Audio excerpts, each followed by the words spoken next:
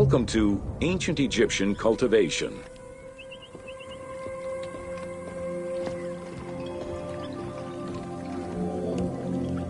The new grain types of the Ptolemaic period required a great deal of water.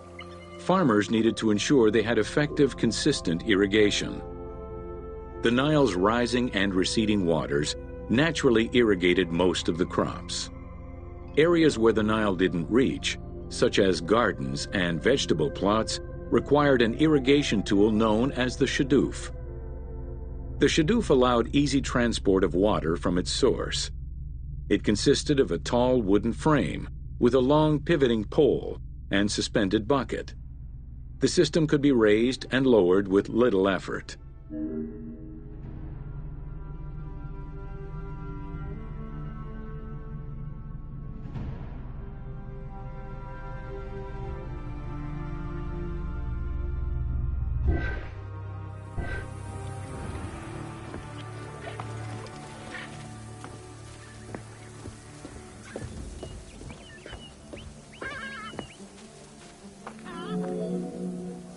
Later, a sakya, or water wheel, was invented. The sakya needed animals to turn the wheel, which rotated buckets through the water. It drew the water to an elevation of 3.5 meters and enabled a great deal of control over the irrigation process. This improvement supplied larger areas and thus resulted in larger harvests.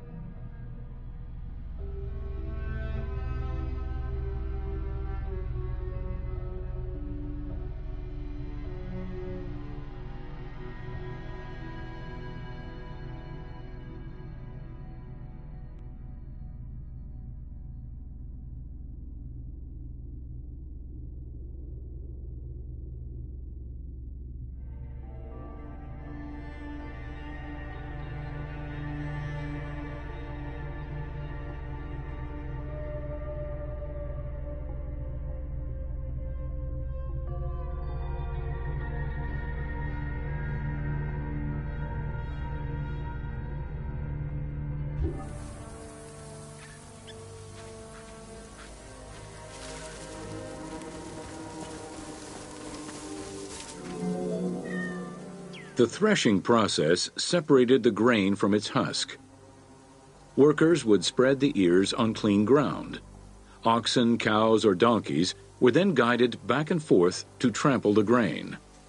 This continuous movement worked the grain loose while preventing the animals from eating it. Unwanted chaff and straw were swept away, or gathered and added to the mud used to make bricks, to make them stronger.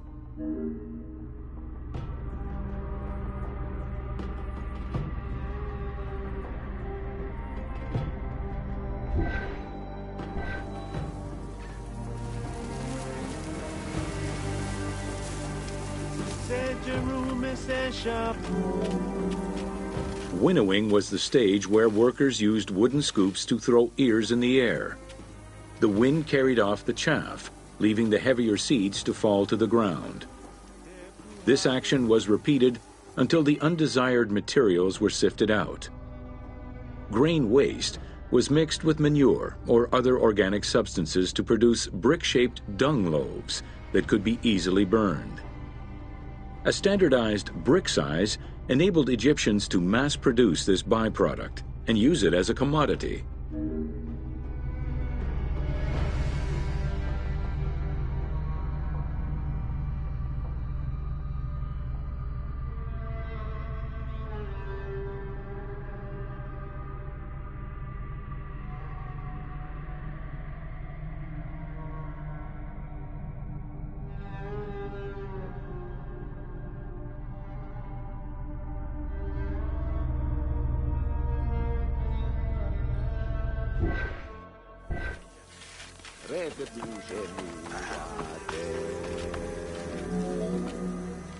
Transporting large amounts of grain required ships equipped to carry heavy loads. The transports stopped at checkpoints to accommodate customs and police controls, as well as for technical requirements and weather conditions.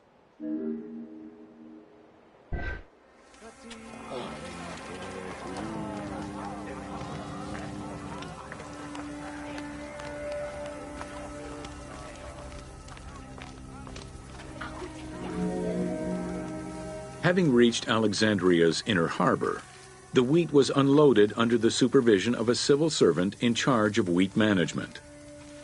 Portions were distributed to Alexandria's city market, and the remaining stockpile was either exported or stored in warehouses.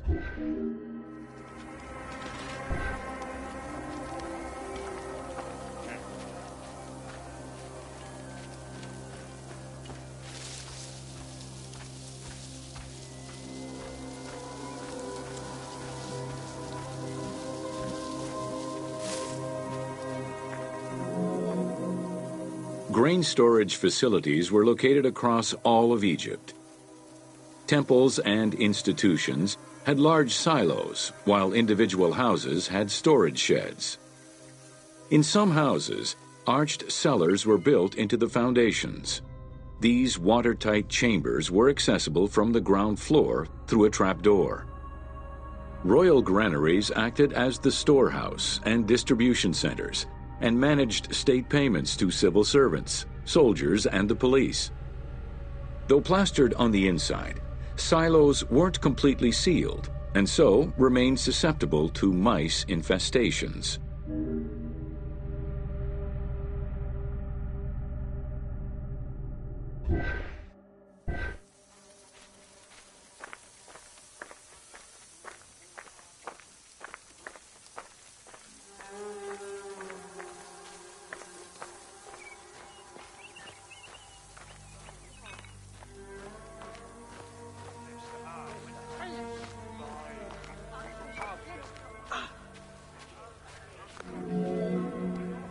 When the grain was ready for processing, it was poured into bowls and pounded into a coarse flour. That flour was then passed through a sieve to make it of finer quality and further ground between stones. Ancient Egyptians did not stock flour. Instead, fresh grain was portioned out each time to produce flour as it was needed.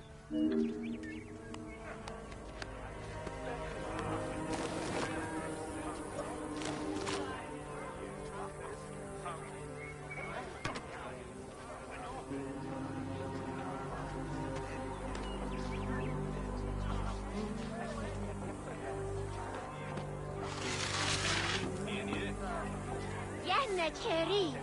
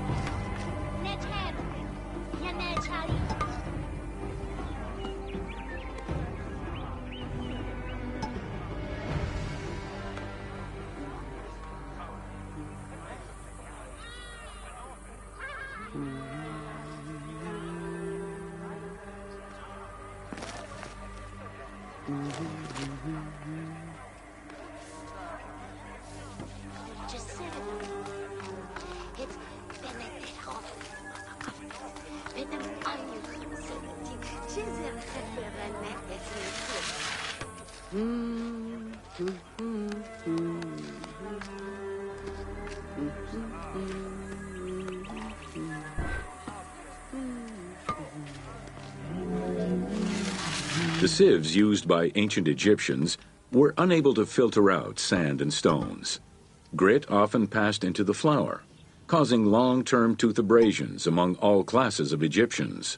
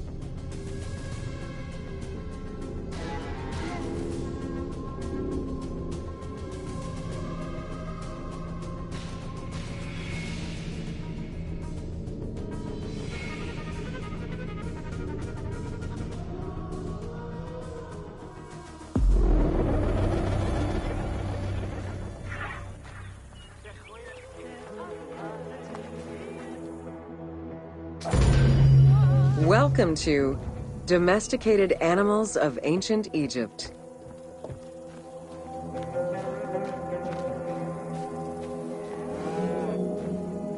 Agriculture and domesticated livestock were introduced 6,000 are thought to have been introduced during the Persian invasion.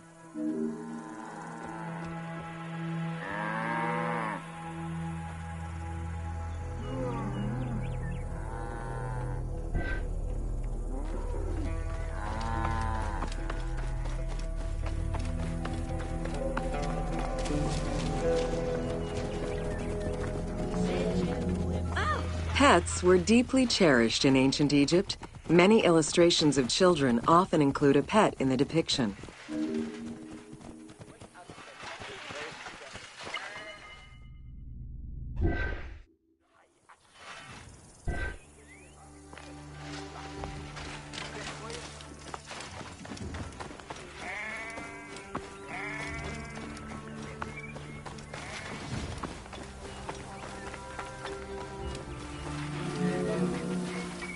One of ancient Egypt's most iconic animals, the cat, wasn't adopted into their daily life until the Middle Kingdom.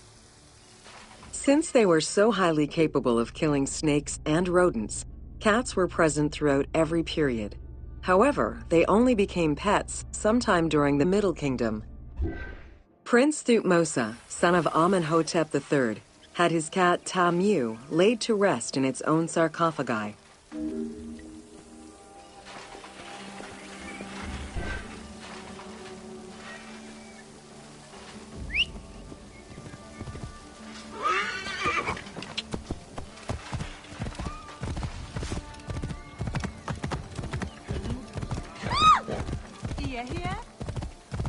Whoa. The earliest reference to dogs dates back to 5000 BCE. They were popular pets as they helped hunters and protected herds.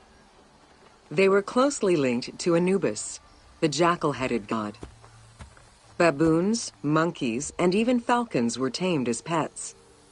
Each was mummified and buried with as much ceremony as any family member.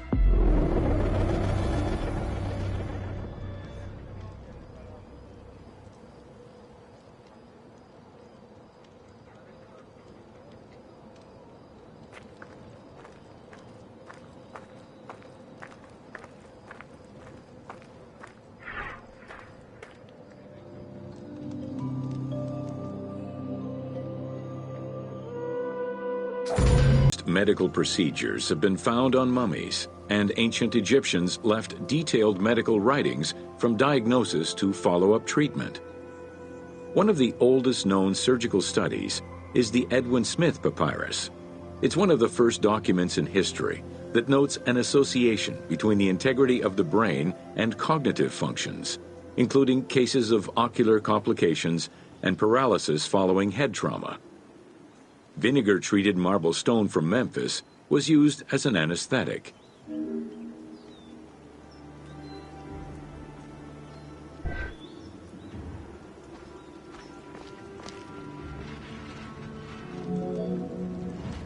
Another similar document, the Ebers Medical Papyrus, is over 20 meters long and 30 centimeters wide. It details treatments of 48 surgical cases and contains 877 paragraphs describing various diseases. Alongside accurate and factual scientific approaches, the papyrus has more than 700 magic formulas and incantations to ward off demons and disease. This demonstrates how ancient Egyptians believed in a harmonious balance between religion and science.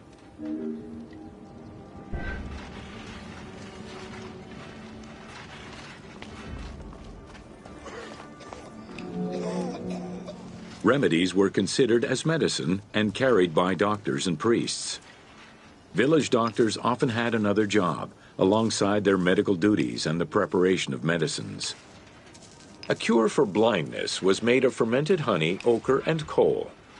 The science behind it was that honey functioned as an antiseptic and antibacterial, while ochre would reduce the swelling. All of their knowledge did not always suffice. Ramses II died of an infection caused by an abscessed tooth.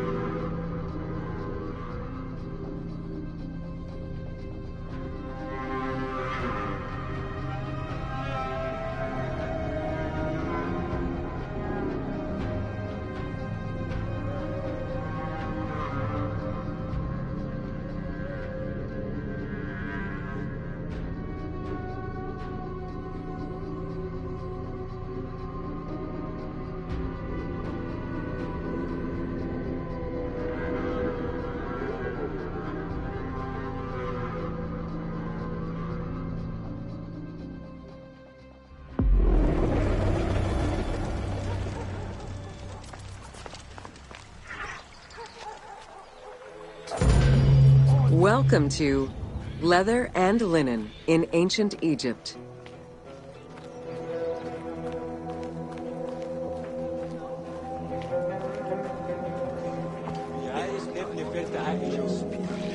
Tanning, a process which dates from prehistoric times, was present although not highly valued in Egypt due to the heat. Leather was reserved mainly for things such as sandals, leather bags, dagger sheaths, quivers, and other similar items. Leopard hides, unlike regular leather, were highly valued and usually worn by priests.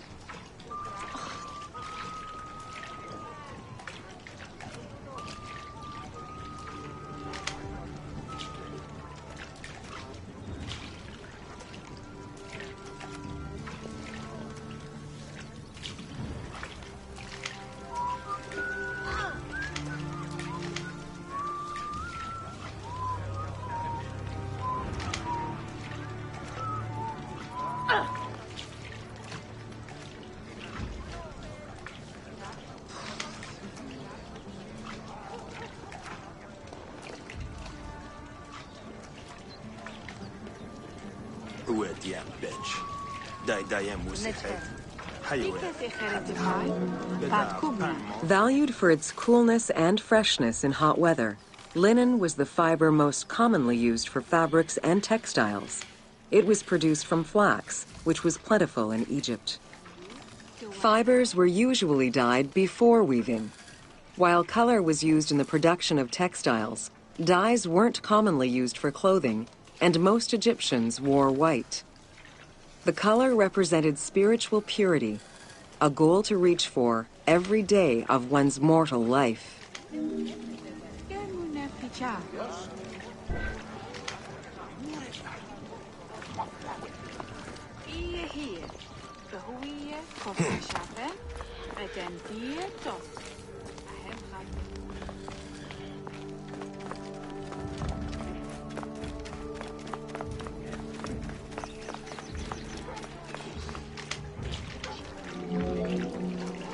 Various shades were achieved using woad, a dye produced from the leaves of Isotis tinctoria. The plant was cultivated for this purpose within the Nile Delta and allowed for the creation of various colors. For example, different maceration times of the leaves would result in colors ranging from red to green, while adding in limestone shifted it to blue. During the Greco-Roman period, other ingredients were found, resulting in a wider range of colors.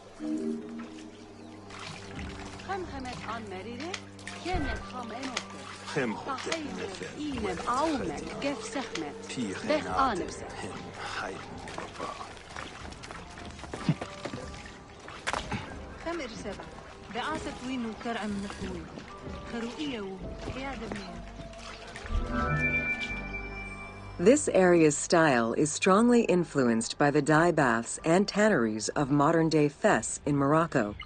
This helped Ubisoft envision what such locations might have been like in ancient Egypt. While this tannery is within the city walls, back then they were often found outside the city boundaries. The tanner's trade was considered off-putting by the Greeks, as all these operations resulted in noxious smells.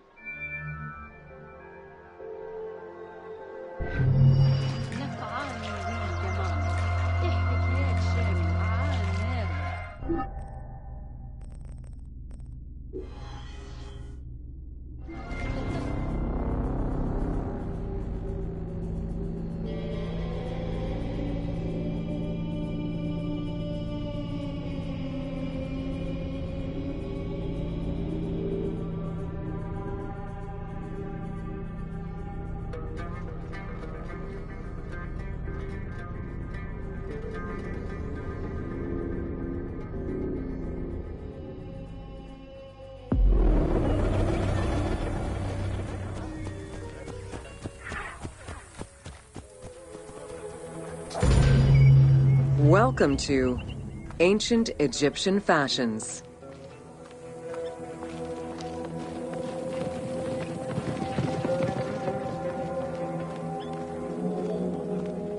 Learning what life was like for ancient Egyptians presents many differences, and yet also surprising similarities to how people might live today.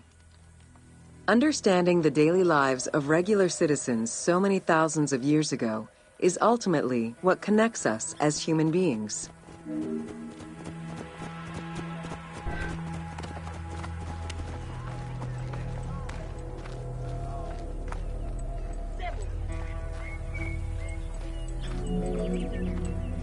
Jewelry was a popular item among ancient Egyptians of all social standing. Both men and women wore earrings, rings, and bracelets. Status determined how much jewelry a person wore and what it was made of. Common folk wore pearl necklaces, simple bracelets, and leather bangles. Brightly colored earthenware and glass paste were a favorite enhancement.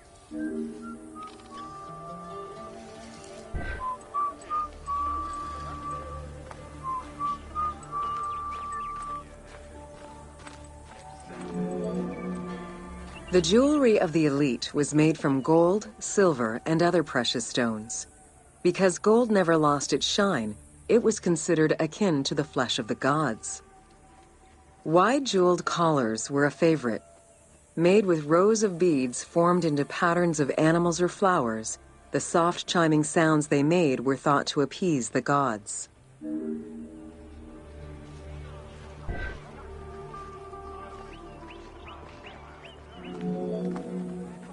Though idealized, tomb paintings are a catalog of the changing fashions of ancient Egypt from the Old to the New Kingdom. Egyptians took appearance and cleanliness very seriously and were diligent about their fashion, hair, and jewelry as well as their grooming habits.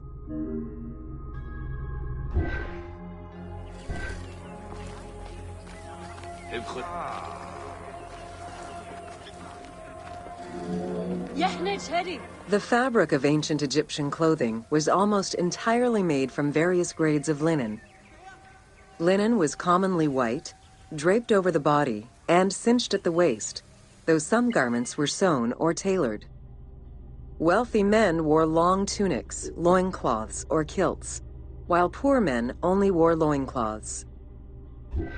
Women wore long dresses, with differences residing in the quality of the fabric, depending on social status. Egyptians commonly went barefoot, but could also wear sandals made from papyrus fiber or leather.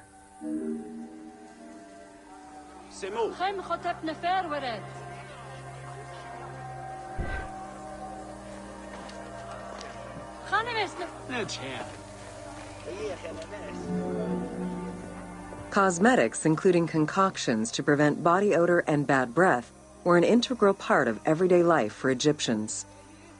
Used by both men and women, cosmetics were used as moisturizing ointments and sun protection as much as for beautification. Red ochre, a natural clay, was the most readily available cosmetic to tint lips and cheeks.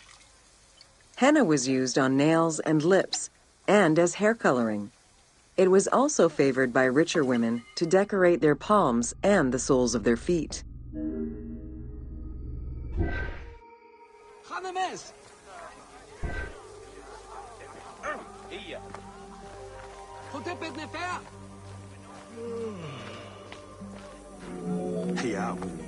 Egyptians believed kohl had magical powers, wearing it as black eyeliner to protect their eyes from the sun and to prevent eye infections from particles in the flooded Nile River.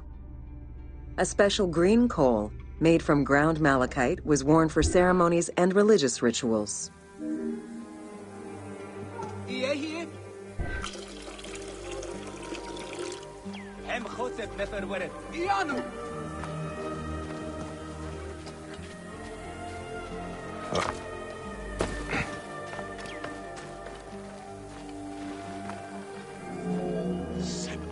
Women and teenage girls wore their hair long and often braided. Wealthier women included carved combs or hairpins. The length of men's hair rarely dropped past the shoulders. They were mostly clean-shaven during the dynastic period, a trend began by the elite and soon adopted by the general populace. Queen Hatshepsut donned an artificial beard when she became pharaoh.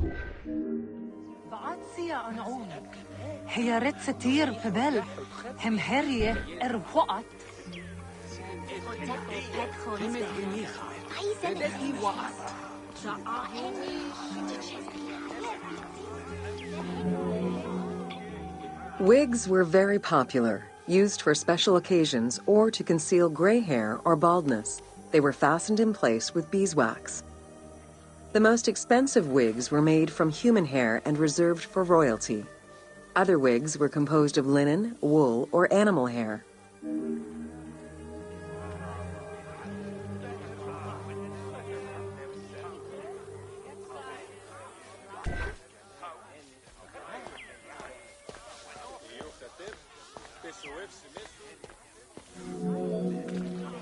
Prepubescent children generally had their heads shaved.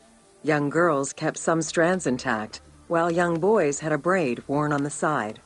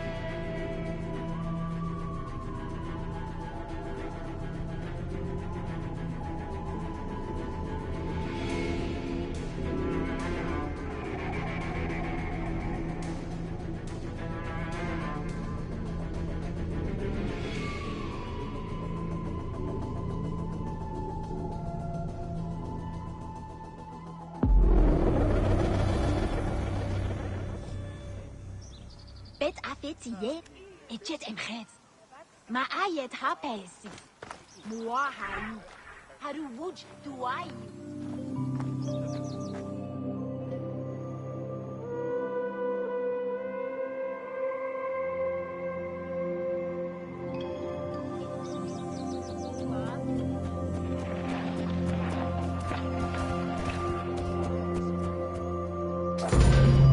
Welcome to Artisans of Ancient. It was under the watchful eye of Ptah of Memphis, the god of craft and architecture, that ancient Egyptians developed the unique rendition of the world they lived in. However, it is vital to understand that their view of art, and those who created it, was likely very dissimilar to the modern concept of the word. Instead of artists, the creative culture had skilled and respected artisans. The most significant categories of specialties for crafters were drawing, painting, sculpture, and metalworking.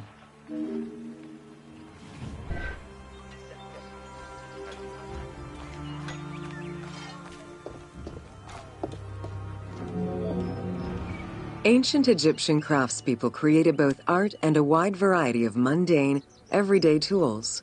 Every item created had a specific purpose and was produced by anonymous artisans who worked alone or with a team. Most crafts, such as pottery and metalworking, were utilized for everyday items. Luxury goods and artwork illustrations served temple rituals and were not meant for public display. Artisans rarely signed their names to the work, though they were clearly aware that they possessed a unique skill and talent for the task.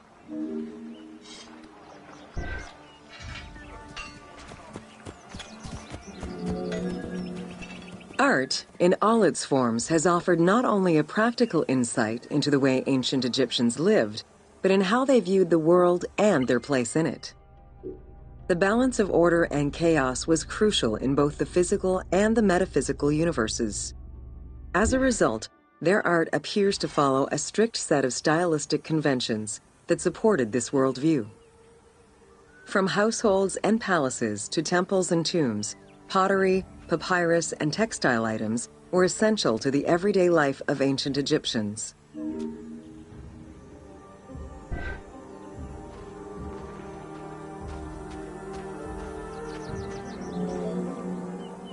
In ancient Egyptian culture, drawing was used as illustration, such as seen in the Book of the Dead. It was also the first step in the creation of a relief, painting, or statue. Two-dimensional representations were concerned with order and form, and were intended to honor gods and promote the transition of the soul to the afterlife.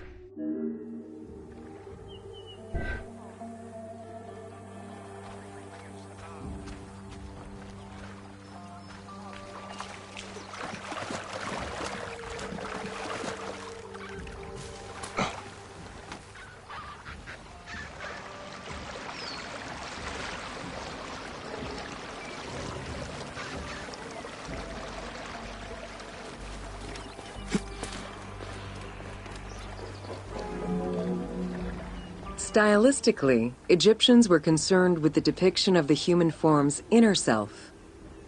As such, artistic representations were not concerned with realism, but rather with idealized youth and perfectly harmonious visuals.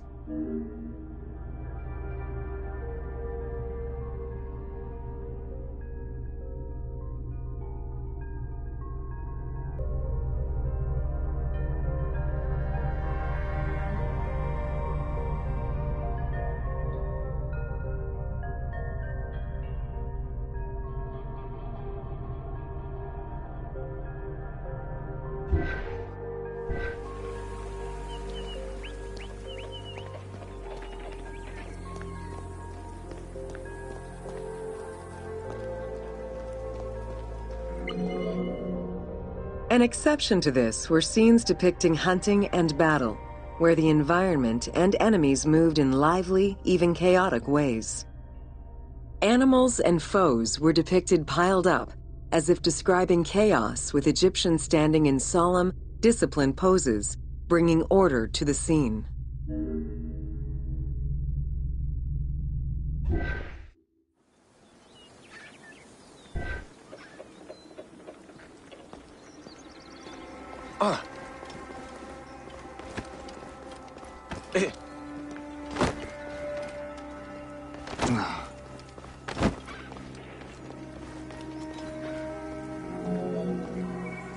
Reliefs could be either in high relief or low relief. Either method required a surface suited to the desired technique. Preparation of the surfaces differed depending on the quality of the rock. A quarried block only needed a simple smoothing. Rough-cut rock monuments, such as those found in tombs, required more work. Often the surface was coated in plaster before being sculpted.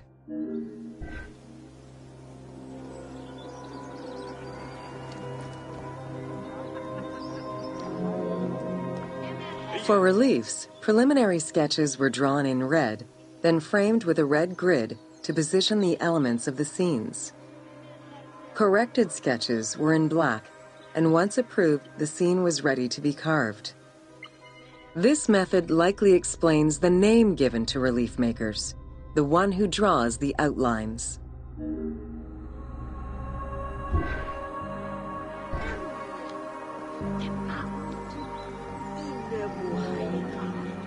Statues were believed to be vessels for the souls of the deceased, or deities. That is why a sculptor was called the one who makes it live. This divine duty earned them the utmost respect. As with a relief, creation of a sculpture began with a drawing.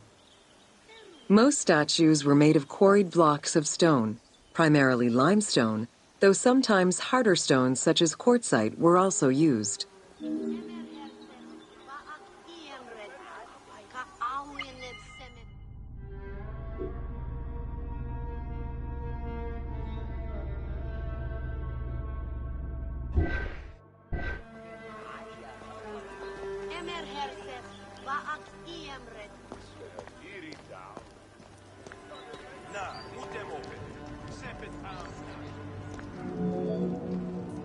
In ancient Egypt, the profession of crafter was organized and relied on a specific hierarchy.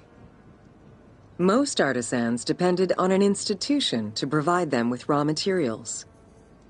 There were 3 working levels for craftsmanship: domestic, large estates, and within palace and temple workshops. Some royal workshops, at their largest, covered an area of about 2.8 square kilometers in size.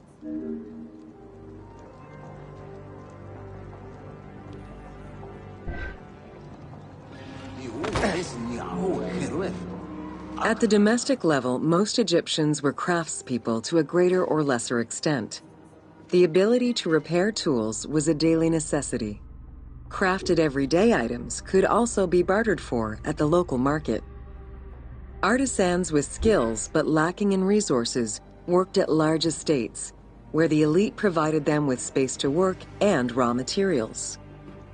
The most skilled artisans were employed in royal or temple projects and benefited from a special status.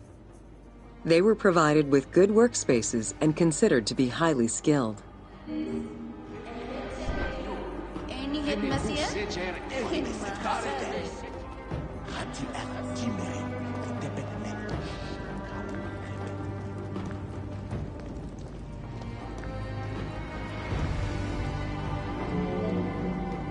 An ancient text known as the Satires of Trades has a number of descriptive summaries that offer teasing glimpses into how artisans were perceived.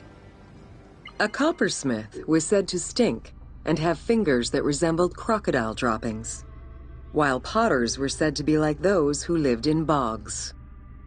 This view was likely exaggerated in order to highlight the most enviable position of all, that of the scribe.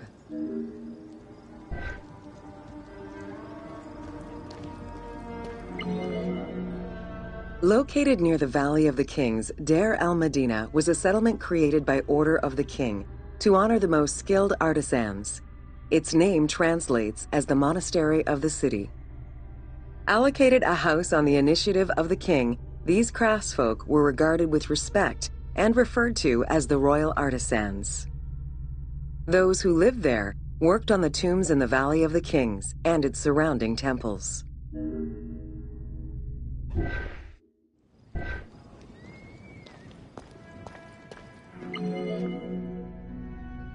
Archaeologists believe the site was home to skilled and respected artisans for over 400 years. It is considered one of the most important discoveries relating to Egyptian daily life.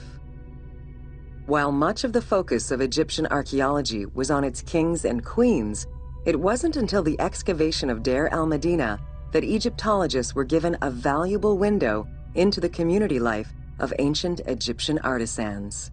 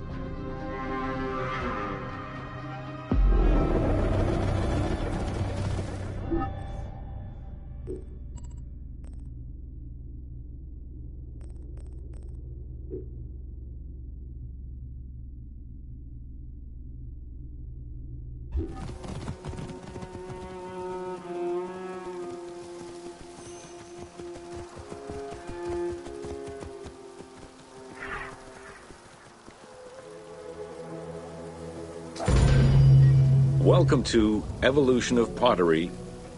Excavations all over Egypt have uncovered enormous quantities of pottery vessels of all shapes and sizes. The production of pottery was mainly confined to the outskirts of settlements due to the materials required and to keep the kiln smoke away from inhabited spaces. The function of the product determined the selection of the raw material, its treatment, its form, as well as the finishing of the surface.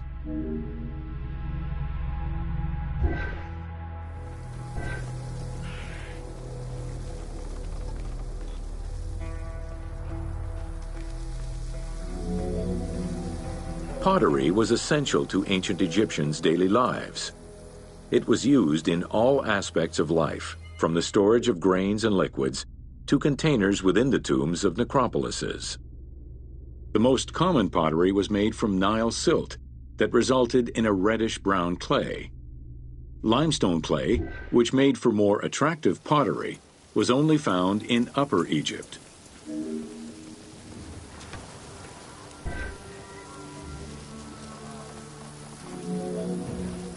Early pots were made from pinched or coiled clay. Chopped straw, ashes, and other minerals were added, and the mixture was then smoothed and decorated before being put in the oven. Pots were fired in bonfires or enclosed within a brick kiln.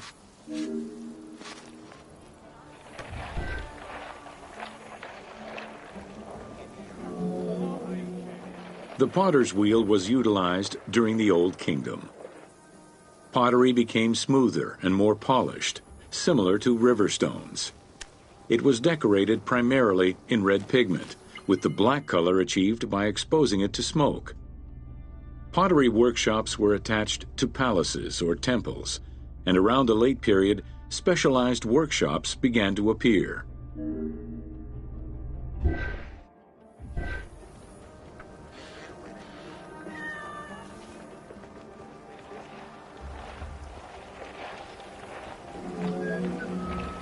Quartzite particles, which created the rich blue or green glazing, became common during the New Kingdom. Mediterranean motifs and tin-based glazing came with the Greco-Roman era.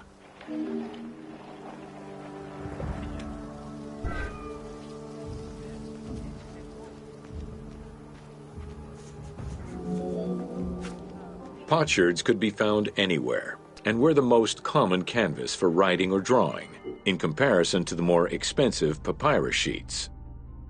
Named after their Greek description, ostraca contained daily life records, letters, or could be drawn upon. Artists drew sketches for temples and tombs, or simply for leisure.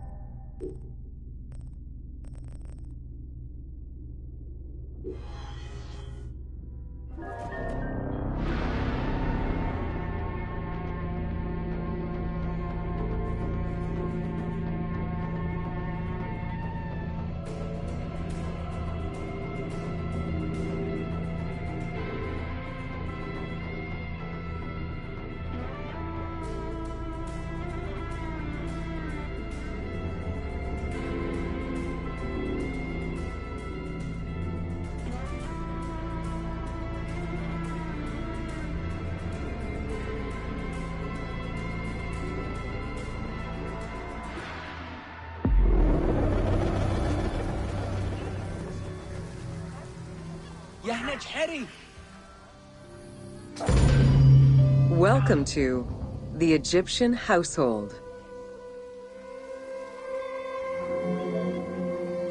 In pre-Greco-Roman culture, women were considered equal to men in many matters. They owned property, testified in court, could divorce and inherit. Until the Greeks and Romans restricted their rights, Egyptian women could take over their deceased husband's trade. Marriage contracts included mentions of allowances and items of value brought to the marriage by the woman, which would forever belong to her.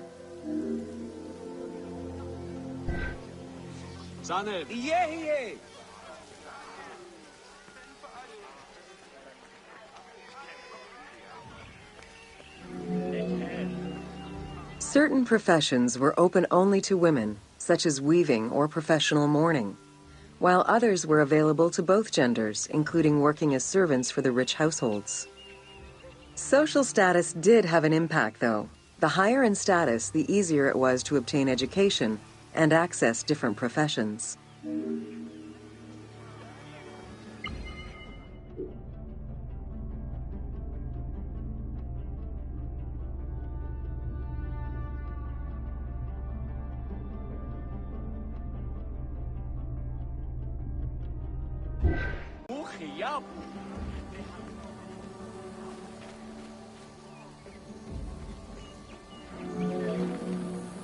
Homes were generally composed of 3 rooms.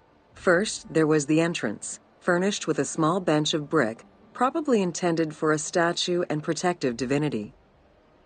Then there was the ceremonial room, meant to receive guests. The last room was either a bedroom or kitchen. Furniture consisted of basic chairs, chests, and storage. Tables were not used for family dinners. Instead, each individual had a small table of their own.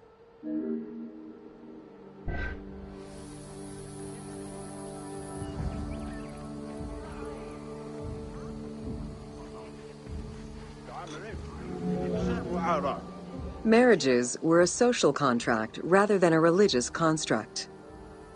Family was vitally important to ancient Egyptians, and children were considered a blessing from the gods. The father, mother, and their children were the nucleus of the family, and cohabitation sometimes extended to mothers-in-law, sisters, aunts, and sisters-in-law.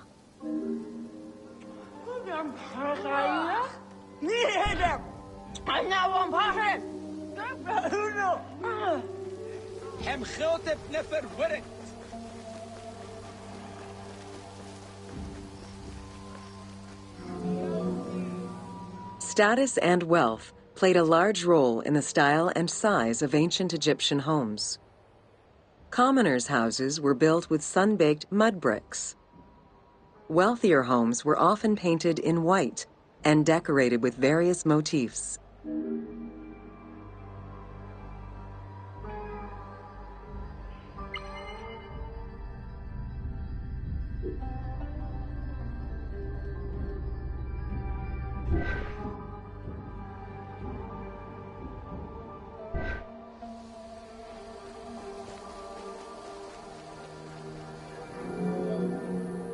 Town officials and the rich lived in mansions with numerous rooms that were luxuriously decorated. Only temples and tombs meant to last for all eternity were built with stone.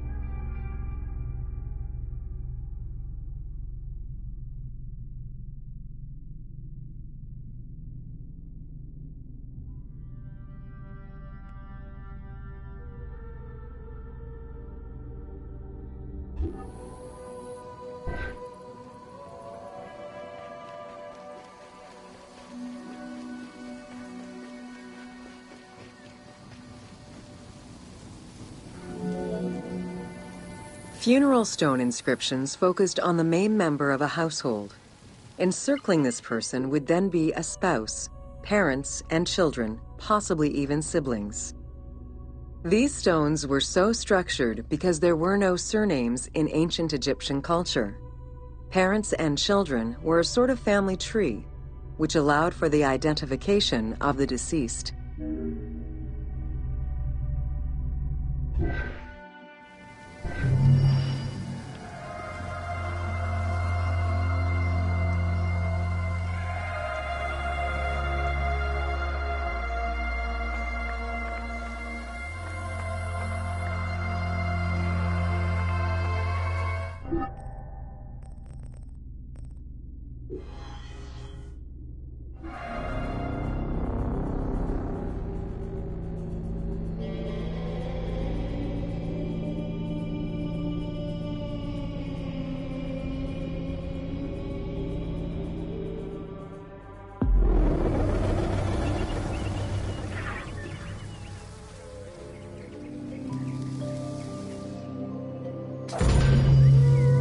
Welcome to Bread and Beer.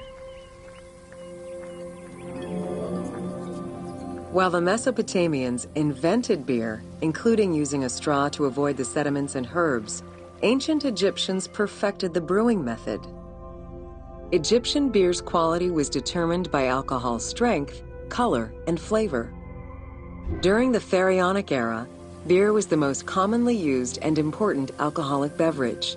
The state and temples used it, along with bread, as payment to workers, and it was included on the lists of food offerings to the gods and the deceased.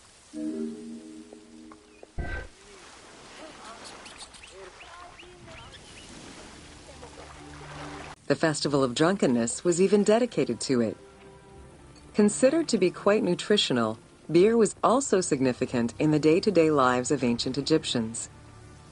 Egyptian adults and children consumed beer with all of their meals, and medical texts include hundreds of remedies that contain beer. It remained the most popular alcoholic beverage until the Roman era.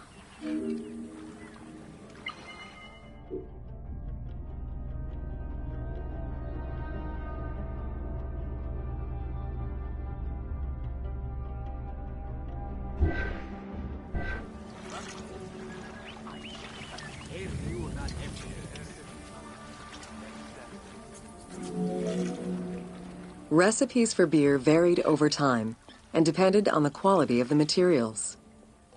Bakers and brewers typically worked alongside one another at the same workshop or house. Many families often produced the quantity appropriate to their own consumption, with better quality beers produced for festivals and other special occasions. The most basic recipe used malted cereal as the main ingredient. Fruit, such as dates, were added along with honey and spices.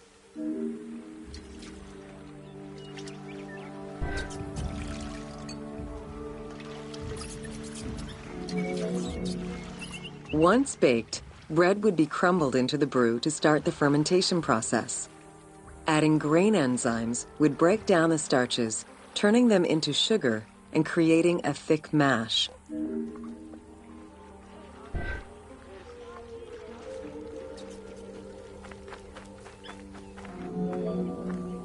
Once ready, the bread and grain mixture was compressed and then strained through a sieve with water into the mix of malt beer.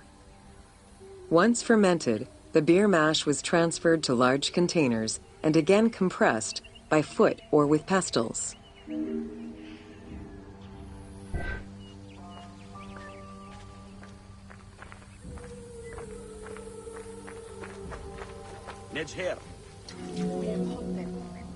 Once smooth, the beer was stored in pottery jars and sealed with a clay stopper.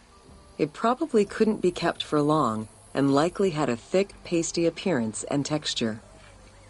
Very little was wasted. Leftover grains were reused to make sourdough bread or combined with the next batch of beer.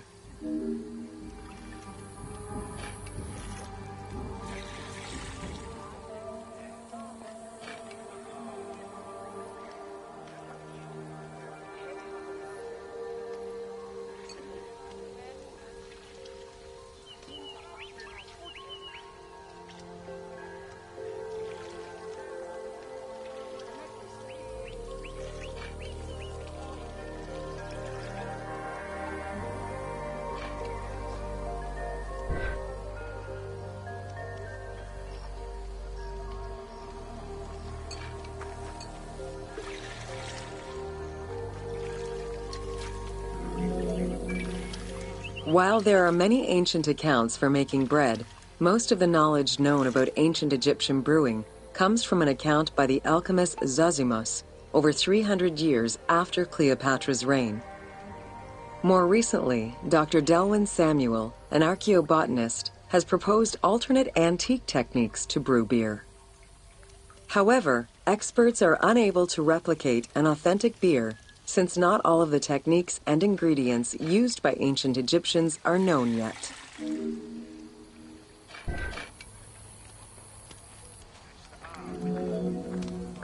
Food was prepared on the floor until the Middle Kingdom, when cooking benches were introduced. The introduction of durum wheat improved bread quality, meaning that the upper and middle classes ate better. The poor, however, still made do with a diet consisting of a gruel made of vegetables, softened bread, or barley.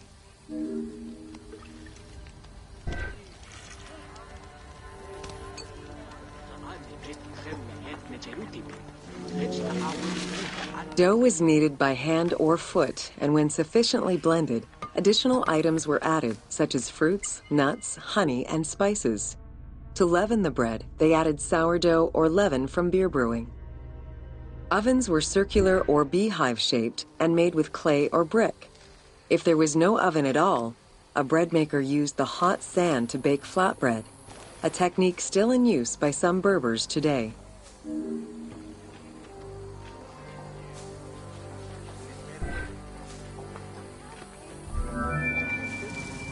Ancient Egyptians always had to fight off the omnipresent sand particles that were blown towards them. Despite their best efforts, sand regularly made its way into their food. Additionally, particles from the grain-grinding stone tools and ovens they used also contributed to attrition and prematurely worn teeth. The team tried to portray this through toothache animations and commoners sweeping sand off.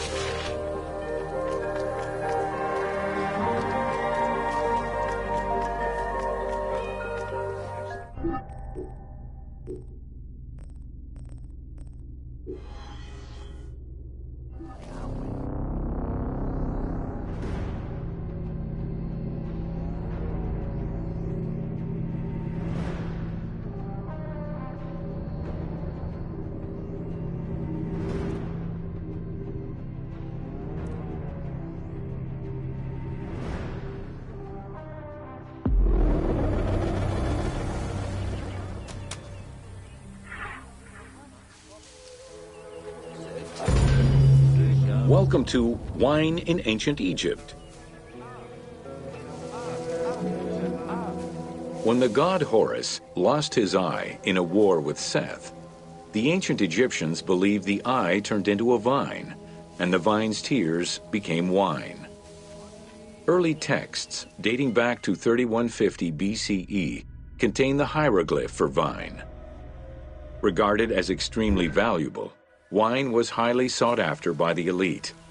It was also an essential part of many religious ceremonies.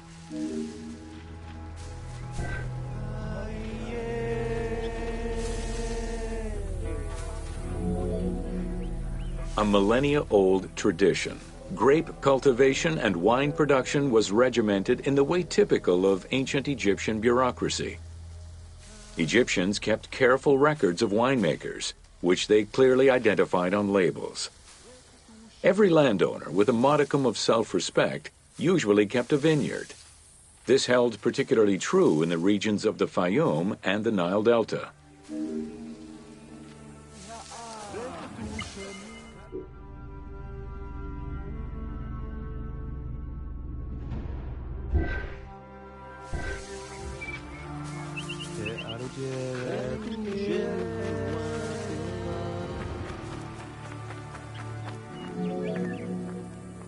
Documentation shows that only certain craftsfolk were allowed to provide the containers required to store and transport wine. That and rigorous quality control checks established for every step of wine production shows that ancient Egyptians knew that the quality and longevity of wine could easily be affected by any number of variables, which they paid careful attention to.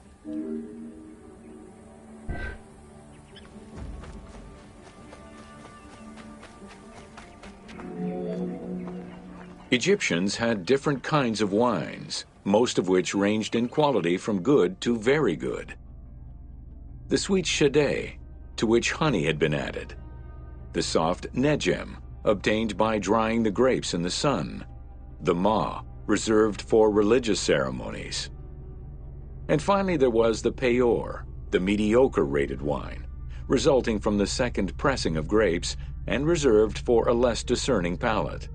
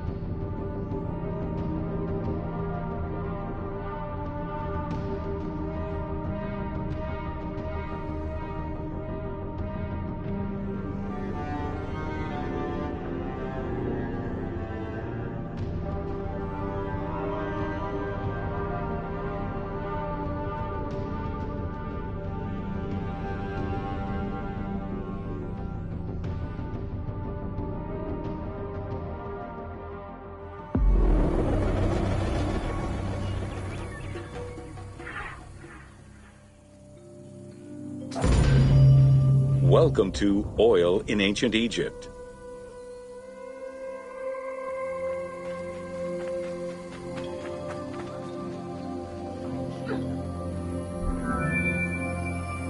Castor, sesame, and moringa were the source of the most common oils in ancient Egypt.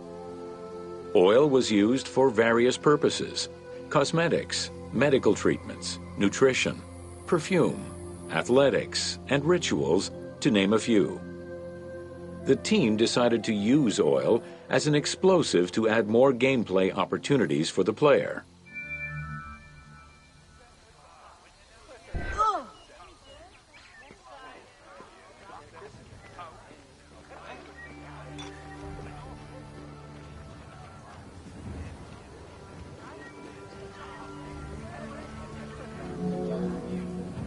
Ancient Egyptians originally used castor oil in wick lamps, but also for cosmetics, such as facial and hair treatments.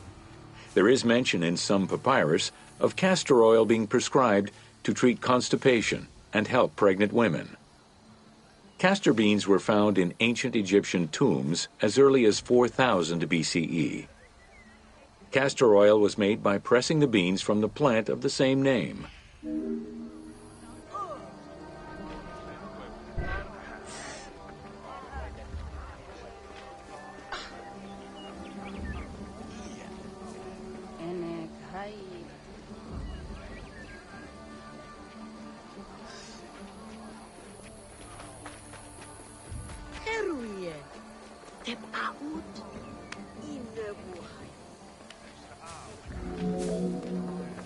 Olive trees were present, though scarce, in ancient Egypt's early history, and olives were mostly imported from Syria and Palestine.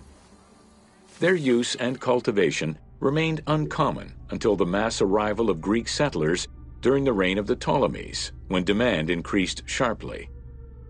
Olive trees were normally found in the region of the Fayum and the lands surrounding Alexandria.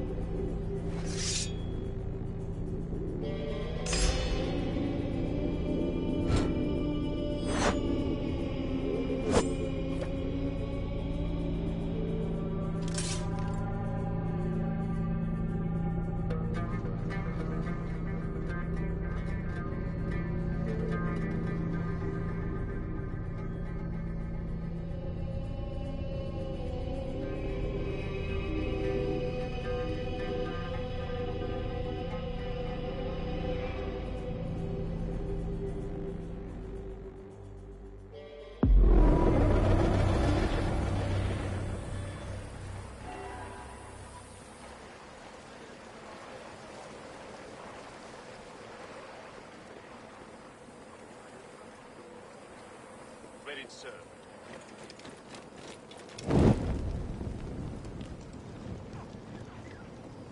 Ah! Damn it, what's the matter with you?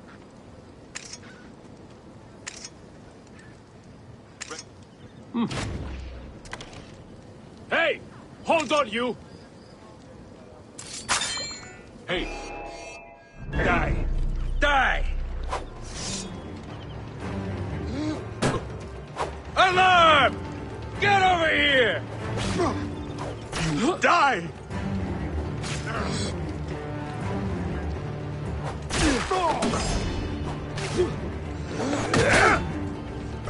I'll have your guts out! Guts, you dog!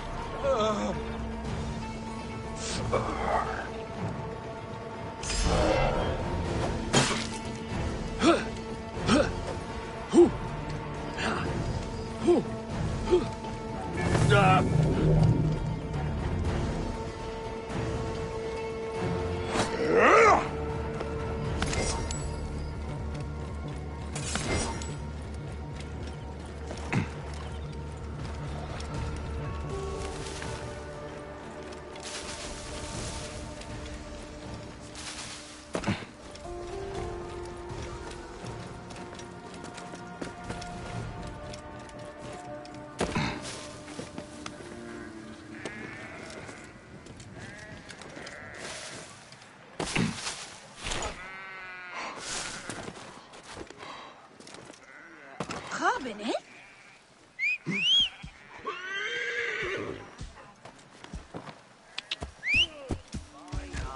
Shemeni Nesu. Tanatem.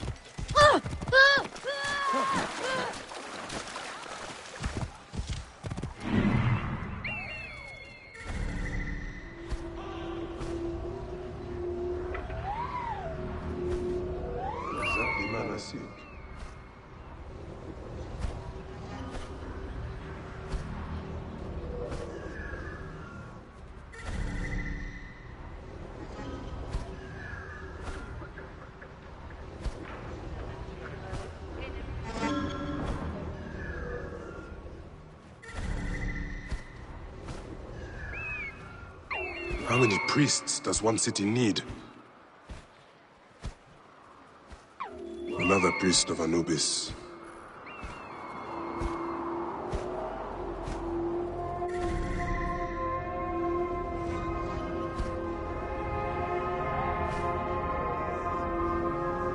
Priest of Anubis.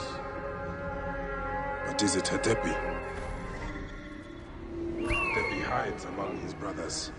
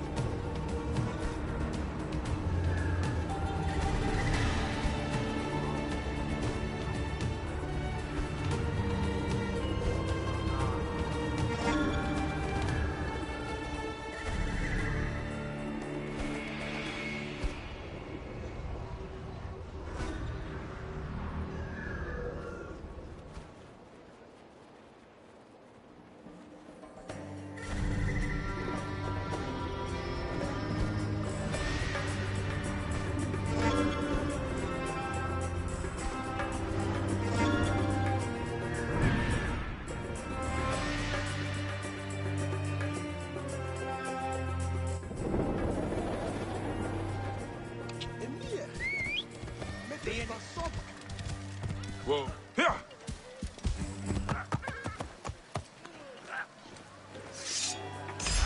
Only one of these priests has to die. I must strike carefully. Semu! What are you up to? Heresy is a shit.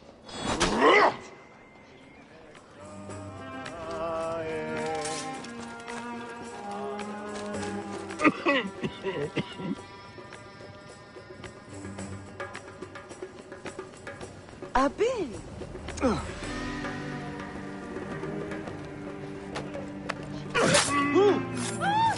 Hey, hold on! Come on, Dan! Come on!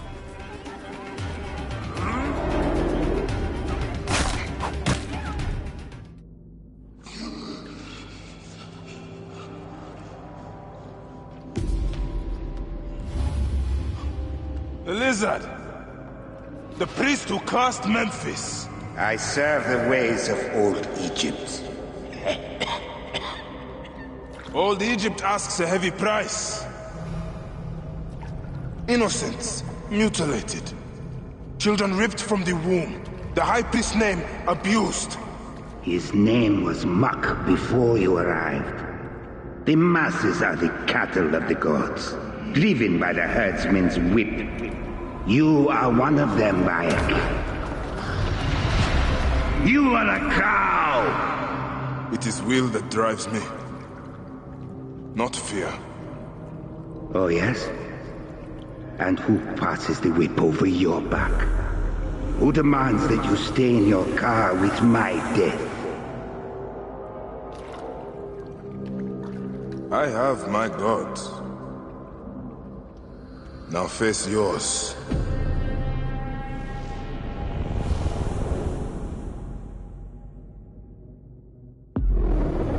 By your death, the curses of Memphis are lifted. I should report to the others.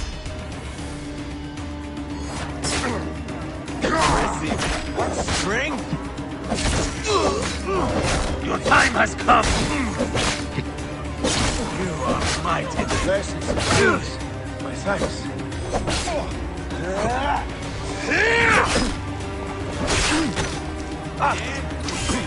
Join the dead.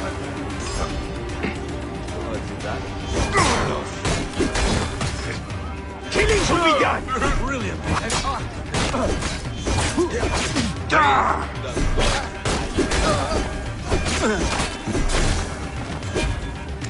Crazy because you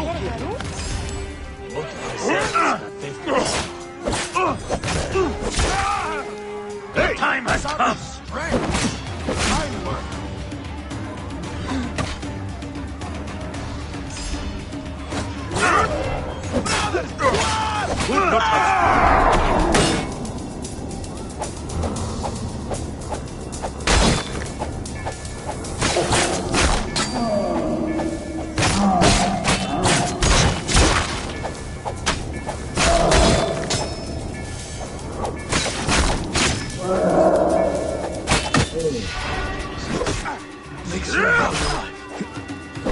Alan! This way!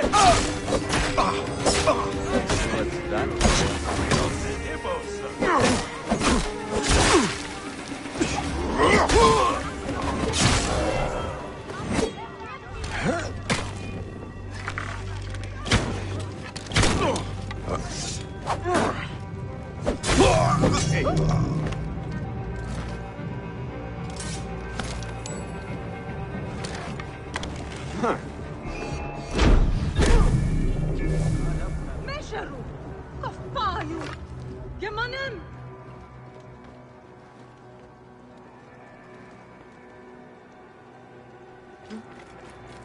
يا هرو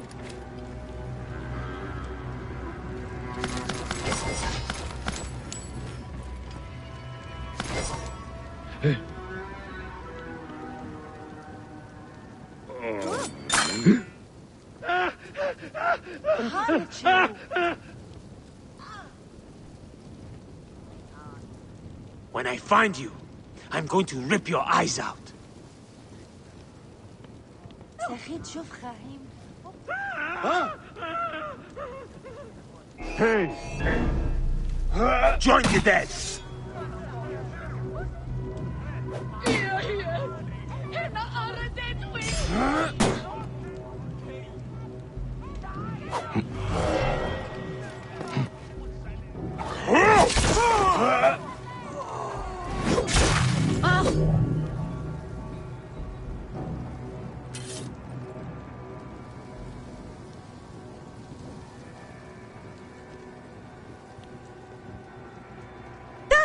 هير هيرو بينت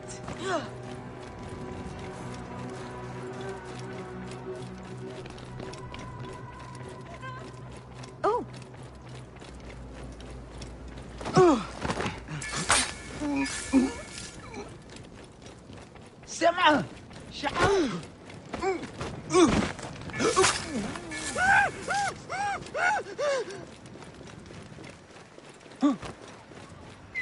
حي الطيور الو.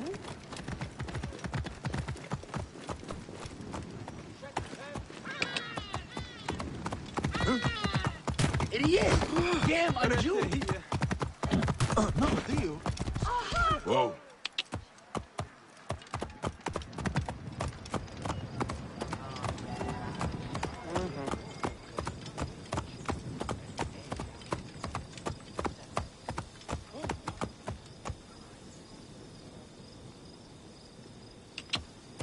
Whoa. Yeah.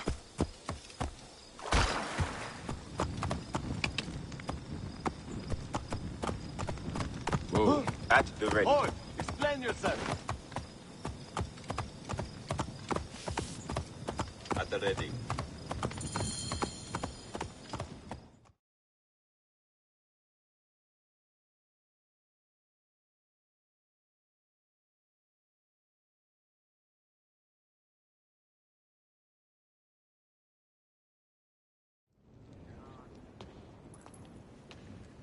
My queen, they acted only to lift the threat on their brother's life. Curses will trouble you no more.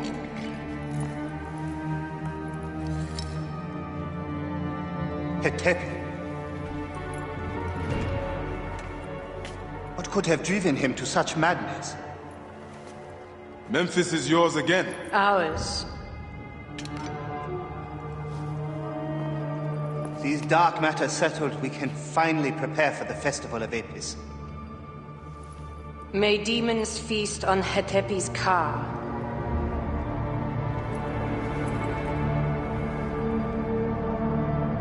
And may those guilty of Khemul's death soon follow.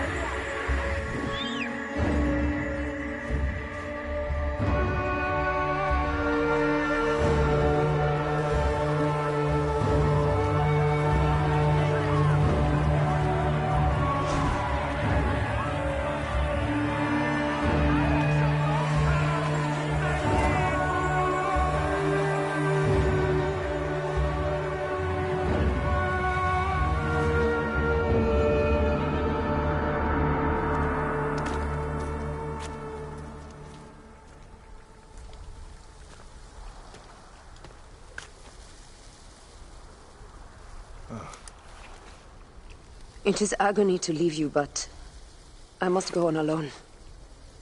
Aya, I will stand by my duty. where will your duty take you? North, to set the sea aflame.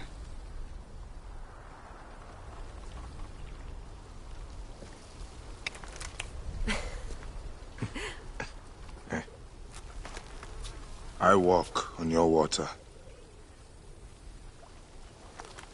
I hope we will hunt together again soon.